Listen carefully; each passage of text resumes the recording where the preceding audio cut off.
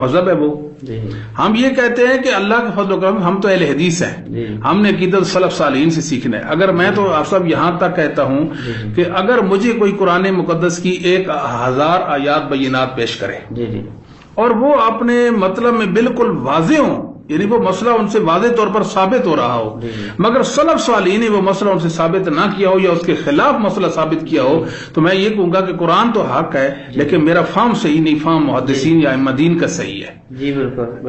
یہ ایک بنیادی خصوصیت ہے اہل حدیث مسئلہ کی, امتیازی حیثیت سے ایک بات ہے اہل حدیث مسئلہ کی. یہ اپنی طرف سے قرآن و سنت کے مفاہیم نہیں بیان کرتے.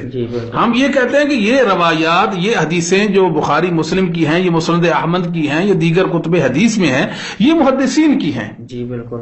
محدثین کا ان لڑائیوں میں موقف کیا ہے وہ بیان کر دے بس. وہ امام ابن شیبہ ہوتا, وہ امام بخاری ہوتا, وہ امام مسلم ہوتا, وہ انہوں نے کوئی ایسی ویسی تبویب کر دی ہو, انہوں نے ایسا کوئی بتایا ہو, ایسی تو بات نہیں ہے. وہ تو سارے کے سارے کہتے ہیں کہ ان میں ٹانگ نہ اڑاؤ, ان میں زبان کھولو گے تو عمل برباد ہو جائیں گے, برے بن جاؤ گے. یہ مشاجرات صحابہ کا مسئلہ ہے. صحابہ ان کی ہستی اور ان کی عظمت اور مرتبہ مقام کو پہلے جانو کہ آپ کن انسانوں کے متعلق بات کر رہے ہو اور کس دور میں رہ کر رہے ہو, تمہاری علمی پوزیشن اور حیثیت کیا ہے, تمہارا تقوی اور ورع کیا ہے. پہلے تم یہ تو دیکھو کالے دل والوں, اور اس کے بعد محدثین کے حوالے سے بات کرو اور صحابہ کے حوالے سے بات کرو. ہم نے کل بھی شیخ اس حوالے سے جب تعریف صحابی کی تھی اس وقت یہ بات کی تھی. جی جی. اور ہم بار بار یہ بات لوگوں کو یعنی ان کے ذہن کو اپیل کرنے کے لیے کرتے بھی ہیں. جی جی. کہ صحابی کی تعریف یہ ہے کہ اس کا خاتمہ بالایمان ہوا ہو, تبھی صحابی بنے گا نا. وہ اسلام پر ایمان پر فوت ہوا ہو. اب ایک شخص سے ساری زندگی غلطیاں کرتا رہتا ہے جی جی جی, اور اس کا خاتمہ بالایمان ہو جاتا ہے, تو کیا اس کی خوشبختی ہے یا بعد میں اس کی برائیوں کو کوسا جائے کہ وہ فلاں فلاں فلاں فلاں فلاں ایسا تھا. جی بالکل. ایک شخص کا خاتمہ بالایمان ہو گیا ہے اور امت کا اجماعی عقیدہ ہے صحابہ کرام کے بارے میں کہ ان کا خاتمہ بالایمان ہوا ہے. جب خاتمہ بالایمان ہوا ہے تو ان کی وہ کوتاہیاں جو اللہ نے معاف فرما دی ہیں ان پر حرف گیری کرنا ہے, فلاں نے ایسے کر دیا, فلاں نے ایسے کر دیا. اور جب بات پوچھی جاتی ہے ان سے, کہتے ہیں نہیں جی دیکھیں آدم علیہ السلام کی غلطی بھی تو اللہ نے بیان کی. میں نے پھر ایک جاہل سے کہا کہ آدم علیہ السلام کی غلطی آپ بیان کرتے ہیں تو کیا ان کے بارے میں دل میں رنج بھی رکھتے ہیں؟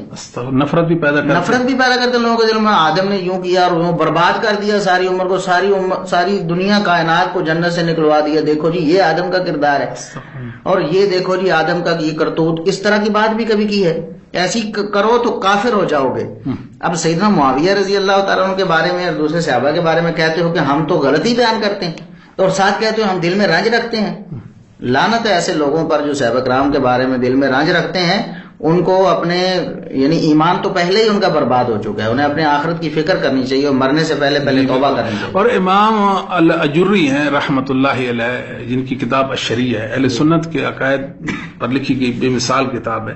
اس کے اندر آپ فرماتے ہیں کہ وہ تمام صحابہ کرام اہل بیت سے محبت رکھتے ہیں. اہل سنت کے بارے میں بتا رہے ہیں کہ وہ تمام صحابہ کرام اور اہل بیت سے محبت رکھتے ہیں, سب کے لیے رحمت اور مغفرت کی دعا کرتے ہیں. یعنی سب سے محبت, جس کے بارے میں دل میں رنج ہے اس سے محبت کیا ہے؟ یہ لوگ بھلا کہہ سکتے ہیں کہ ہمارے دل میں سیدنا معاویہ کے لیے محبت ہے؟ یہ اتنی بات کہہ دیں اگر یہ منافق نہیں ہے, یا صاف کہیں کہ ہمارے دل میں کوئی محبت نہیں معاویہ کے لیے. جی بالکل, بس دو ٹوک بات کریں نا. جی بالکل. دوسری بات فرماتے ہیں کہ وہ صحابہ کرام کے مابین جو اختلافات ہوئے ان کا نہ ذکر کرے, نہ ان کے بارے میں باس و تفتیش میں پڑے. اگر راہ ہدایت سے بھٹکا ہوا کوئی جاہل اور پاگل شخص تکرار کرتے ہمیں کہے کہ فلاں صحابی نے فلاں سے لڑائی کیوں کی اور فلاں نے فلاں کو قتل کیوں کیا, تو ہم اسے جواب میں یہ کہیں گے ہمیں اس بات کا نہ تو کوئی فائدہ ہے نہ ہم اسے معلوم کرنے پر مجبور ہیں. اگر وہ کہے کہ کیوں, تو ہم کہیں گے یہ فتنے تھے